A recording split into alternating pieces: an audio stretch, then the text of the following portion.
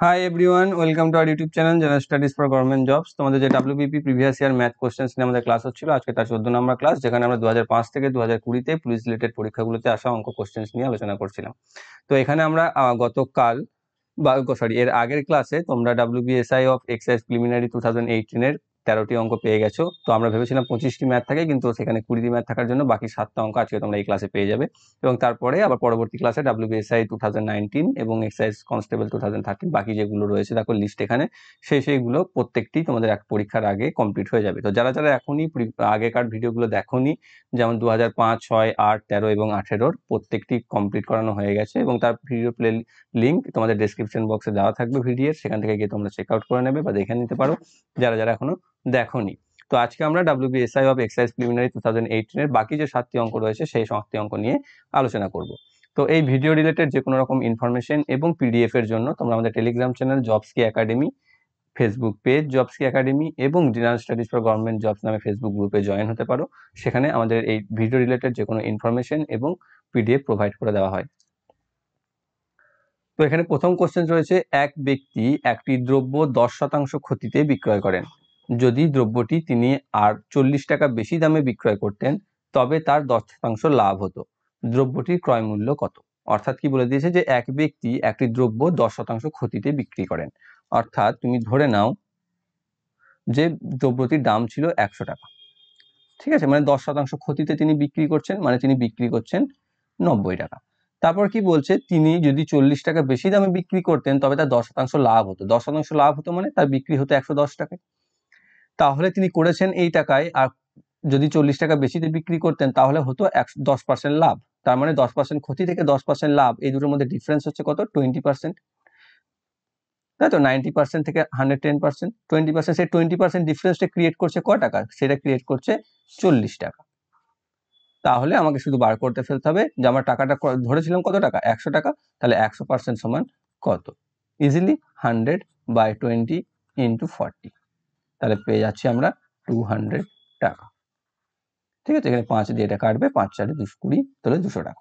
তাহলে option A হচ্ছে এটির সঠিক উত্তর, যে এক ব্যক্তি একটি দ্রব্য 10% ক্ষতিতে যদি বিক্রয় করেন এবং দ্রব্যটি তিনি আরো 40 টাকা বেশি দামে বিক্রয় করতেন, তাহলে তার 10% লাভ হতো। তাহলে দ্রব্যটির ক্রয় মূল্য হচ্ছে 200 টাকা। অপশন এ হচ্ছে এটির সঠিক উত্তর। দেখো, যদি 10% ক্ষতিতে তিনি বিক্রি করেন মানে 180 টাকায় তিনি বিক্রি করেছেন, যদি 40 টাকা বেশি দিয়ে বিক্রি করতেন তাহলে তিনি বিক্রি করতেন 220 টাকায়, তাহলে তার কত লাভ হতো? তাহলে তার দেখো তার ডিফারেন্সটা 40 টাকা হতো, তাই না?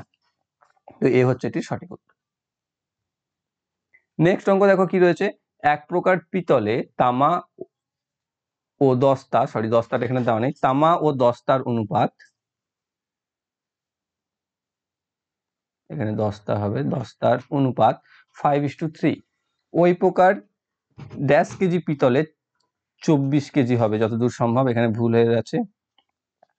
ওই প্রকার 24 কেজি পিতলে, টাইপিং মিস্টেক, 24 কেজি পিতলে যদি 3 কিলোগ্রাম তামা, তার পরবর্তী অঙ্ক দেখো কি রয়েছে, এক প্রকার পিতলে তামা ও দস্তার অনুপাত 5:3।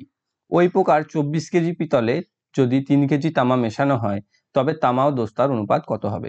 তো এই ধরনের অঙ্কগুলোতে আমি বারবার বলেছি তোমরা পুরো অঙ্কটিকে ফার্স্টে পড়ে নেবে, কিন্তু পুরো অঙ্কটি ভেবে কাজ করার কোনো প্রয়োজন নেই। প্রথমে আমি শুধু কাজ করব এই প্রথম লাইনটি থেকে এত দূর পর্যন্ত, ঠিক আছে, যে একটা তামার আর দস্তার একটা অনুপাত দিয়ে দিয়েছে পিতলের, এবং সেই পিতলটার পরিমাণ দিয়ে দিয়েছে। তাহলে আমাকে সবার ফার্স্ট আমি কি করব, সেই 24 কেজি পিতলে তামা দস্তা কত আছে সেটা আমি বার করব। তাহলে তামা আর দস্তা এই দুটোর অনুপাত দিয়ে দিয়েছে কত? 5:3। আর মোট পরিমাণ কত আছে? 24 কেজি, তাই তো? তাহলে তামা আছে কত? তামা আছে 5/5 আর 3 যোগ করলে 8, তোমরা সকলেই জানো, ইন্টু 24। তাহলে কি আছে? 3×5 = 15 কেজি। আর দস্তা আছে কত? 3/8 × 24, মানে হচ্ছে 9 কেজি। ওকে, তাহলে আমি পেয়ে যাচ্ছি যে 24 কেজি পিতলের মধ্যে তামা আর দস্তা কত রয়েছে? 15 কেজি আর 9 কেজি করে।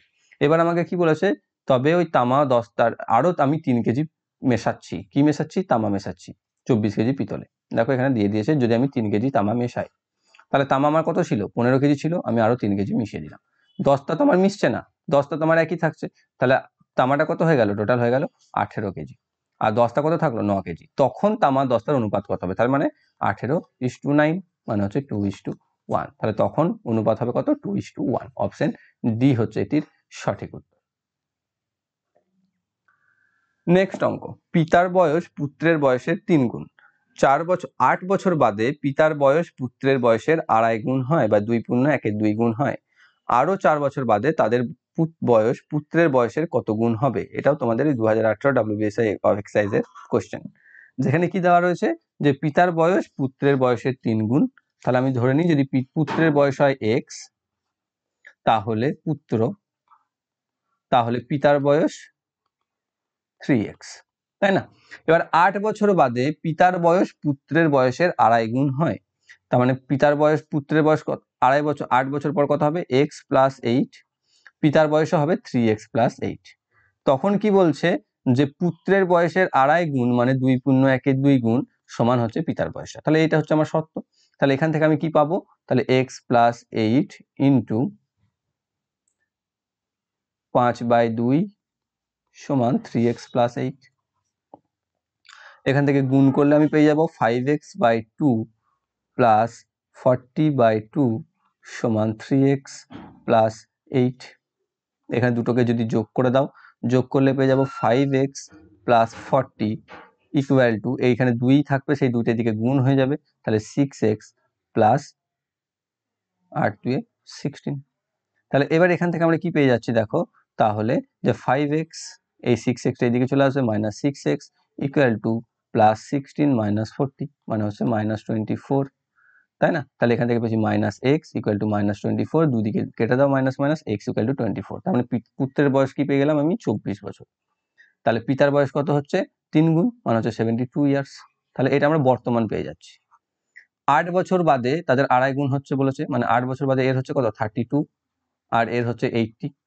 দেখো তুমি হিসাব করে 2.5 গুণ হয়ে যাচ্ছে, কারণ 32কে 2 দিয়ে গুণ করো 64, 64-র সাথে 32-এর অর্ধেক 16 যোগ করলে 80।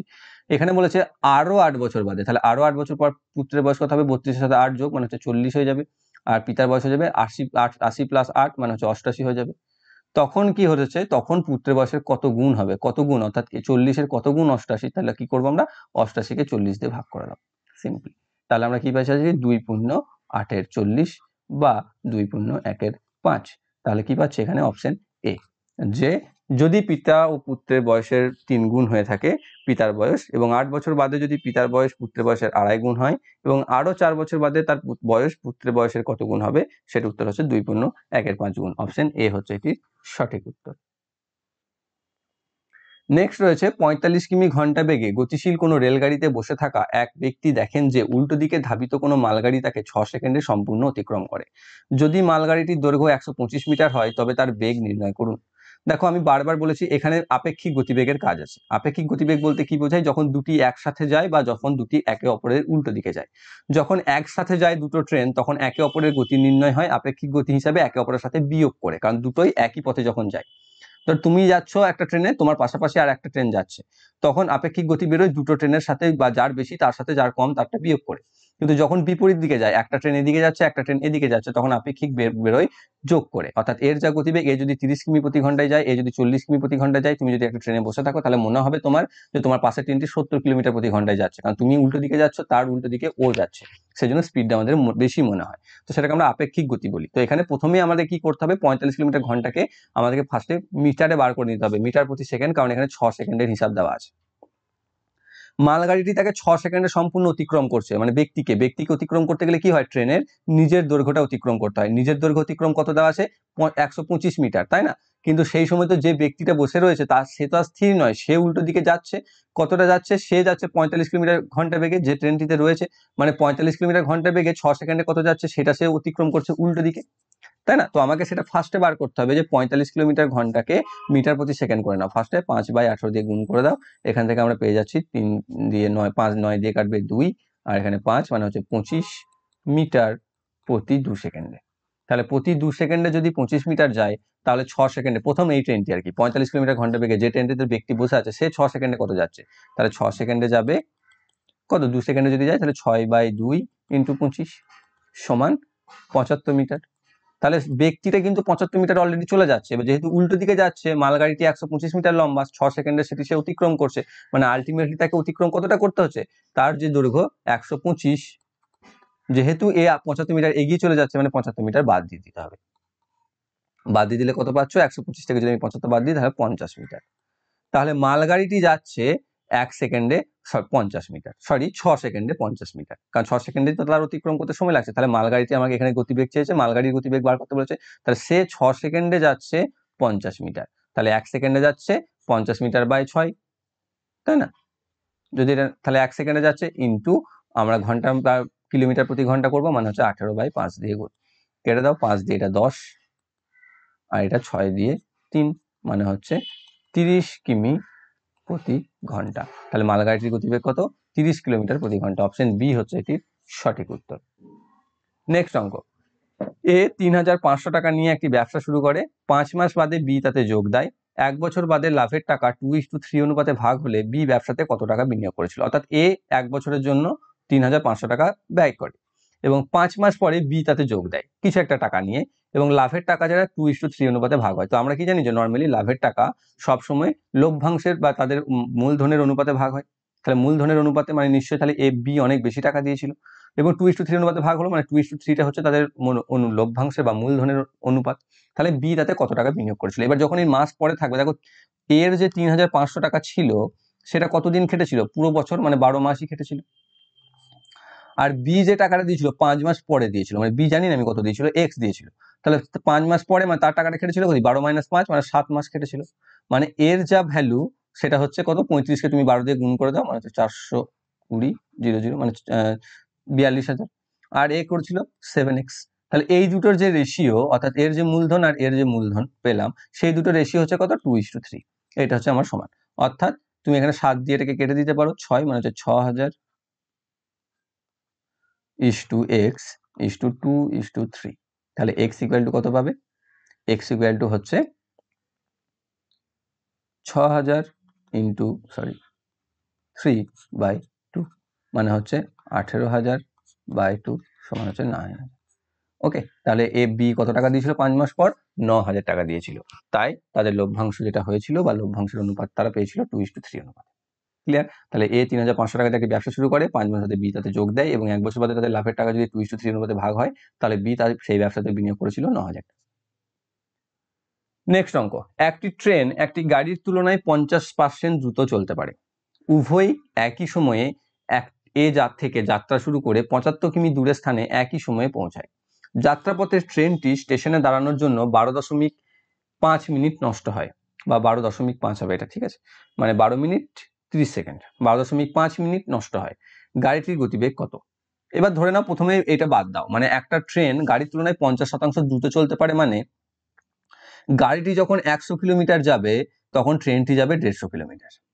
এবার আমার রাস্তাটার দূরত্ব কত আছে, 75 কিলোমিটার, তাহলে ট্রেনটি তো 75 কিলোমিটারই যাচ্ছে না, তাহলে 75 কিলোমিটার যদি ট্রেনটা যায় তাহলে সেই টাইমে গাড়িটা যাবে কত, 50 কিলোমিটার। হিসাব তোমার তাই বলছে, কিন্তু এখানে আছে কি যে ট্রেনটি 12.5 মিনিট দাঁড়ানোর জন্য একই সাথে পৌঁছায়, মানে ওই 12.5 মিনিটে এই যে গাড়িটি যেটি 50 কিলোমিটার যাওয়ার কথা ছিল সে আরো 25 কিলোমিটার চলে যায়। মানে গাড়িটি, খুব সোজা অঙ্ক, একটু ভাবলেই হবে, গাড়িটি 12.5 মিনিটে যায় 25 কিলোমিটার,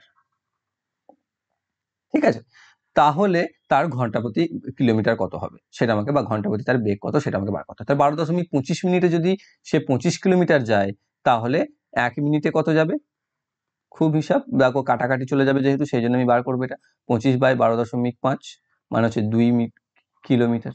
তাহলে 1 মিনিটে যদি 2 কিলোমিটার যায় তাহলে 1 ঘন্টাতে যাবে কত, বা 60 দিয়ে গুণ করে দাও সিম্পলি, তাহলে 2 × 60 সমান হচ্ছে 120 কিলোমিটার প্রতি ঘন্টা। তাহলে গাড়িটির গতিবেগ কত ছিল, 120 কিলোমিটার প্রতি ঘন্টা। অপশন বি হচ্ছে এটির সঠিক উত্তর। তাহলে একটি ট্রেন যদি গাড়ির তুলনায় 50% দ্রুত যেতে পারে, ভালোভাবে বোঝার চেষ্টা করো, তাহলে যদি গাড়িটি যায় 100 কিলোমিটার, যেহেতু 50% ট্রেন গতিবেগে যায়, তাহলে ট্রেনটি চলে যাবে 150 কিলোমিটার, এবং মোট দূরত্ব হচ্ছে জায়গাটা 75 মিটার, তাহলে সেই সময় গাড়িটি যাওয়ার কথা 50 মিটার, কিন্তু ট্রেনটি 12.5 মিনিট যেহেতু নষ্ট করেছে দাঁড়িয়ে, তাই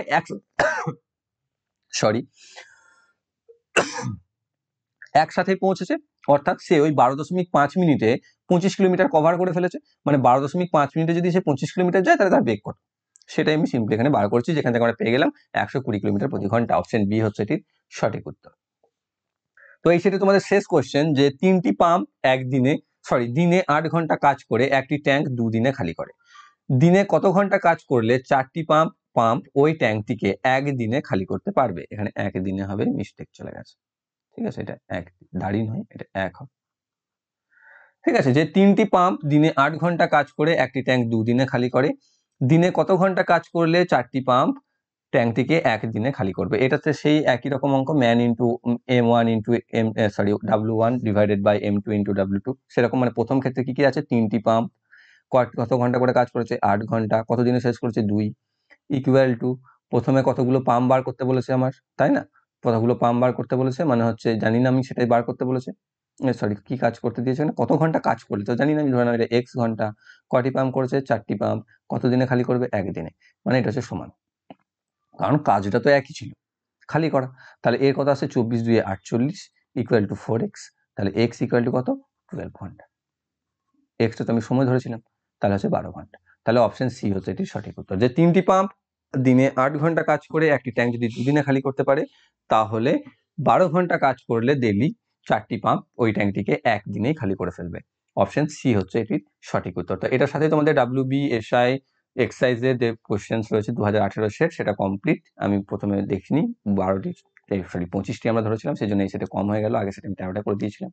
তো যদি তোমাদের এই ভিডিওটি ভালো লেগে থাকে তাহলে অবশ্যই তোমরা এই ভিডিওটিকে লাইক করবে এবং বন্ধুদের সাথে শেয়ার অবশ্যই করে দেবে। কোনো বুঝতে সমস্যা থাকলে বা কোনো জিজ্ঞাসা থাকলে কমেন্ট বক্সে অবশ্যই কমেন্ট করবে। এবং ভিডিওটি PDF পাওয়ার জন্য তোমরা আমাদের টেলিগ্রাম চ্যানেলে জয়েন হয়ে যাও, সেখানে আমাদের PDFটি প্রোভাইড করে দেওয়া হয়ে থাকে। এবং যারা যারা এখনো গত ভিডিওগুলো দেখোনি, তারা তার প্লেলিস্ট লিঙ্ক আমাদের ভিডিও ডেসক্রিপশন বক্সে দেওয়া থাকবে, সেখান থেকে তোমরা দেখে নেবে। Thank you for watching.